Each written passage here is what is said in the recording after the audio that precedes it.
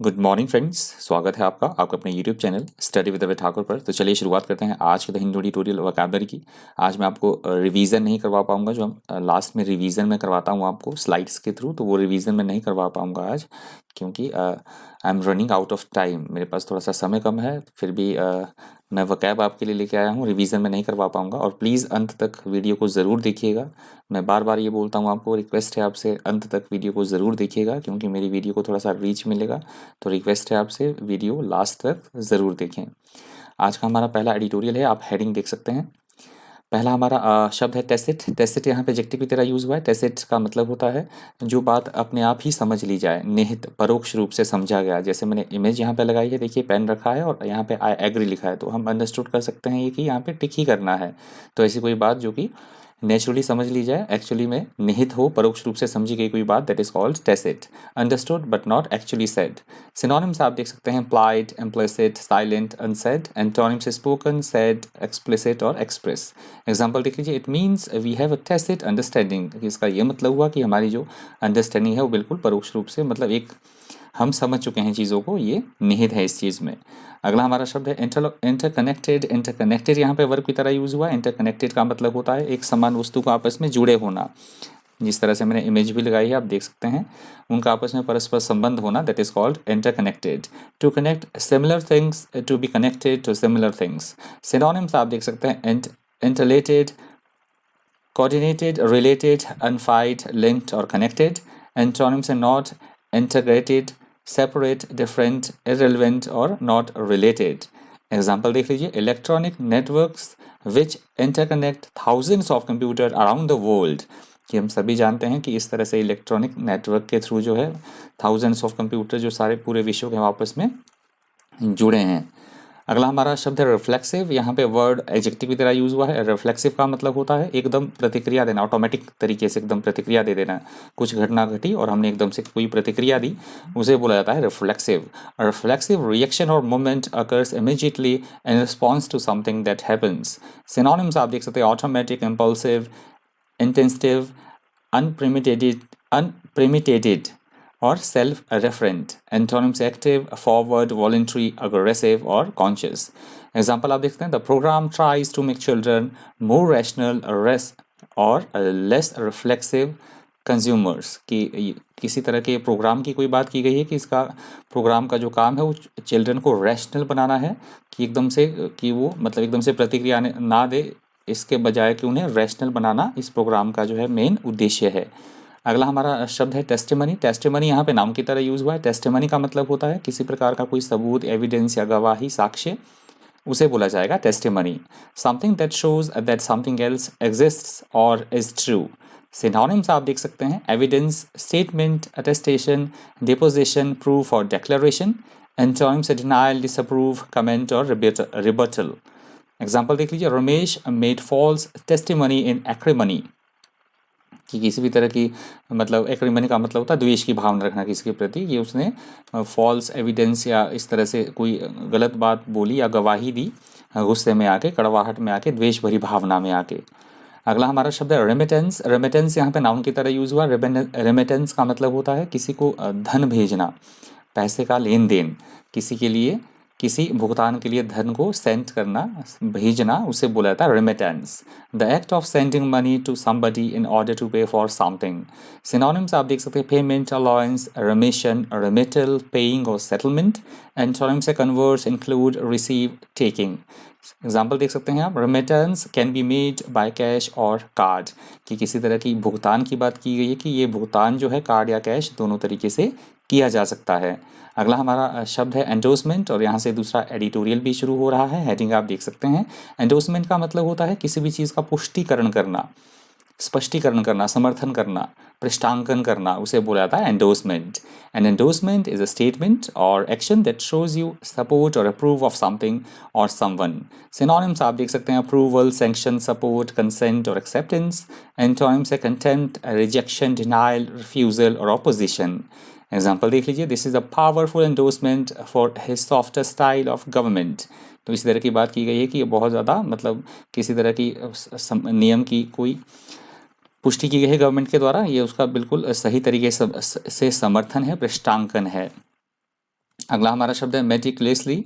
Meticulously यहाँ पे adjective की तरह यूज़ हुआ है। मेटिकुलसली का मतलब होता है किसी भी काम को करते समय बहुत ज़्यादा चौकसी बरतना, बहुत बारीकी से कोई काम करना, सतर्क रहना, सावधान रहना, उसे बोला जाता है meticulously. If you describe someone as meticulous you mean that they do the things very carefully and with great attention to detail. Synonyms आप देख सकते हैं careful, scrupulous, particular, exact. Antonyms है केयरलेस, स्लॉपी, लेजी और inaccurate. Example आप देख सकते हैं he was so meticulous about everything. तो किसी व्यक्ति की बात हो रही है कि वो प्रत्येक चीज़ के बारे में बहुत सतर्क रहता है, बहुत सावधान रहता है, चीज़ों को बड़े केयरफुल मैनर में वो करता है। अगला हमारा शब्द है डेसिमेशन। डेसिमेशन यहाँ पे नाउन की तरह यूज़ हुआ है। डेसिमेशन का मतलब होता है किसी भी तरह की चारों तरफ कोई बर्बादी होना, तबाही होना, बड़ी संख्या में लोगों का मारा जाना, नाश होना किसी चीज़ का, उसे बोला जाता है डेसिमेशन। डिस्ट्रॉइंग और killing a large part of population, literally every 10 person as chosen by lot, that is called decimation. Synonyms आप देख सकते हैं massacre, extermination, carnage, slaughter और eradication. Antonyms है resurrection, construction, life, arrival और beginning. Example आप देख सकते हैं सुनील नार्नेज फास्टेस्ट 50 इन IPL 10 decimated RCB completely। कि ये जो प्लेयर हैं सुनील जो प्लेयर हैं उन्होंने क्या किया, IPL जो 10 संस्करण हुआ था उसमें, जो ये 10वां संस्करण था IPL का, इसमें उन्होंने जो बहुत तेज़ गति से रन बनाए 50 उन्होंने लगाई और RCB को पूरी तरह से उन्होंने तबाह कर दिया, विनाश कर दिया, जो RCB की टीम थी। अगला हमारा शब्द है कॉग्निजेंट। कॉग्निजेंट यहाँ पे नाउन की तरह यूज़ हुआ है। कॉग्निजेंट का मतलब होता है किसी भी बात का हमारी नॉलेज में होना, जानकारी में होना, हमें पता है कि स्थिति क्या है, नॉलेज में होना किसी बात का हमारी, that is called cognizant. Having or showing knowledge or understanding or realization or perception. Synonyms आप देख सकते हैं अवेयर, कॉन्शियस, माइंडफुल, इन्फॉर्म्ड और नोइंग। एंटोनिम्स है ऑब्वियस, अनअवेयर, इग्नोरेंट और अनइन्फॉर्म्ड। एग्जाम्पल आप देख सकते हैं द गवर्नर एंड टाउन जजेज डेल्ट विद सिविल केसेस। कि जो गवर्नर और जो कस्बे के जो जजेस होते हैं उनका काम होता है सिविल केसेस जो होते हैं उनको हैंडल करना। Whereas the kotwal took cognizance of criminal cases. जो इसके अलावा जो कोर्टवाल होते हैं वो संज्ञान लेते हैं या इस तरह से उन्हें एकदम कार्य करना पड़ता है, क्रिमिनल केसेस के बारे में उन्हें देखना पड़ता है, वो इसके प्रति एक्शन लेते हैं। अगला हमारा शब्द है टार्निश। यहाँ पे वर्ब की तरह यूज हुआ है। टार्निश का मतलब होता है जो टार्निश का वैसे मतलब होता है धातु की जो चमक होती है वो धीरे धीरे घट जाना। जैसे मैंने इमेज भी यहाँ पे लगाई है, आप देख सकते हैं किसी भी तरह का कोई धातु या मेटल है तो उसकी चमक धीरे धीरे घट जाना, उसको बोला जाता है टार्निश। एडिटोरियल में इस वर्ड का यूज हुआ है किसी की छवि को बिगाड़ना, रेपुटेशन को खराब करना किसी की, उस वर्ड में, उस कंटेक्स्ट में ये वर्ड यूज हुआ है tarnish. To spoil the good opinion of people of somebody or something. Synonyms आप देखते हैं sully, taint, stain, smear और defile. Antonyms है improve, purify, clean और brighten. एग्जाम्पल देख लीजिए the affair could tarnish the reputation of the senator. तो senator किसी सभा के सदस्य की बात की गई, सीनेटर की बात की गई कि उसका जो अफेयर है वो उसकी रेपुटेशन को जो है वो छवि को खराब कर सकता है। अगला हमारा शब्द है डिबैकल। डिबैकल यहाँ पे नाउन की तरह यूज हुआ है। डिबैकल का मतलब होता है मतलब हार जाना या फंबल होना, गिर जाना, फेलियर, पराजय, असफलता, सर्वनाश, उसे बोला जाएगा debacle. A debacle is an event or attempt that is completely failure. Synonyms आप देख सकते हैं failure, disaster, catastrophe, collapse. Antonyms है सक्सेस, ट्रायम्फ, अचीवमेंट और विन। एग्जाम्पल देख लीजिए the Chandigarh debacle will have no impact on Punjab says Badal. तो ये राजनीतिज्ञ हैं बादल, इन्होंने ये स्टेटमेंट दी है कि चंडीगढ़ में जो हार हुई है वो किसी भी तरह का इम्पैक्ट पंजाब पे नहीं पड़ेगा उस चीज़ का। अगला हमारा शब्द है प्रोफाउंडिंग। प्रोफाउंडिंग यहाँ पे वर्ब की तरह यूज हुआ है। प्रोफाउंडिंग का मतलब होता है विचार के लिए किसी, मतलब हम किसी के सामने कुछ प्रपोजल रख रहे हैं, विचार के लिए सामने रखना कोई चीज़ या प्रस्तुत करना, प्रेजेंट करना, उसे बोला जाता है propounding. To suggest an idea, explanation, theory, etc. for discussion or consideration is called propounding. Synonyms आप देख सकते हैं proposing, submitting, suggesting, offering और advancing. Antonyms है clock, check, cool, crush और disapprove. Example देख लीजिए 2 minutes of consultation with Wikipedia shutter the theory you profound. कि आपने जो जस्ट अभी कोई बातें कही हैं 2 मिनट भी नहीं लगेंगे इसको बिल्कुल शटर्ड होने के लिए यदि विकीपीडिया से ये कंसल्ट किया जाए। अगला हमारा शब्द है कॉटरी। कॉटरी यहाँ पे नाम की तरह यूज हुआ। कॉटरी का मतलब होता है एक समान रुचि रखने वाले लोगों का समूह, मंडली, गोष्ठी, गुट, ग्रुप, जो एक तरह की सोच रखते हैं, उसे बोला जाता है coterie. A coterie of a particular kind is a small group of people who are close friends or have a common interest and who do not want other people to join them. Synonyms आप देख सकते हैं clique, circle, group, camp और fraction. Antonyms है faction, antonym है army, array, assemblage और collection. Example देख लीजिए, she has organized a picnic with her coterie of friends from the book club. किसी महिला की बात हो रही है कि उसके जो बुक क्लब के सारे मित्र थे उसने उस महिला ने उन सबके साथ जो है वो एक पिकनिक जाने का प्रोग्राम बनाया, क्योंकि उसी के समूह के थे, उसी के ग्रुप के थे। अगला हमारा शब्द है कॉन्फिडेंट। कॉन्फिडेंट यहाँ पे नाउन की तरह यूज हुआ है। कॉन्फिडेंट का मतलब होता है हम राज, जिसे हम अपनी राज की बातें बताएं, उसे बोला जाता है confident. Your confident is a woman you can discuss your private problems with, और खास तरह से मतलब विशेष रूप से वो फीमेल हो।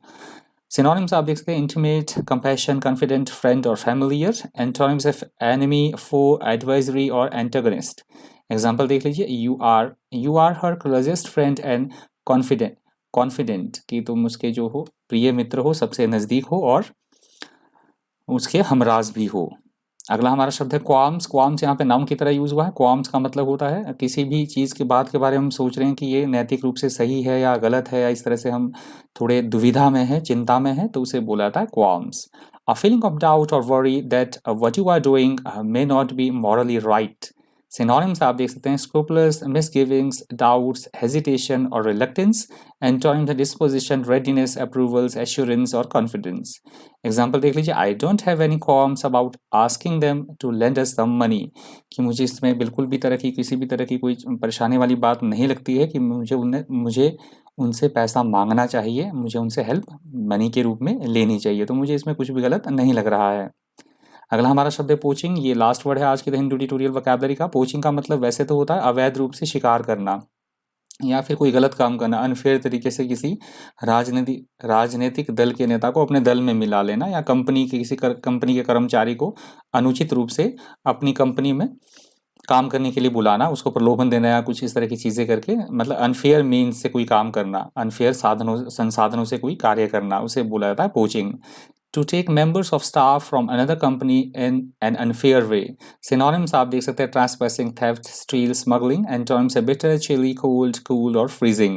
Example देख सकते हैं आप, companies sometimes poach employees from one another. तो यही मैंने example दिया है कि companies कई बार क्या करती है, एक दूसरे के कर्मचारियों को इधर उधर शिफ्ट करने का मतलब खींचने का उन्हें प्रयास करती हैं जो उनके कर्मचारी होते हैं। तो ये लास्ट वर्ड था आज के हिंदू ट्यूटोरियल वोकैबुलरी का। माफ़ कीजिएगा, आज मैं आपको रिवीजन नहीं करवा पाऊंगा, थोड़ा सा मेरे पास समय कम है। और प्लीज़ वीडियो को पूरा देखा कीजिए, लाइक कीजिए वीडियो को, हो सकता है ज़्यादा से ज़्यादा शेयर भी कर दीजिएगा। इस वीडियो में इतना ही। इसी तरह के इन्फॉर्मेटिव वीडियोज़ के लिए बन रही है चैनल पर। Thank you, thanks for watching.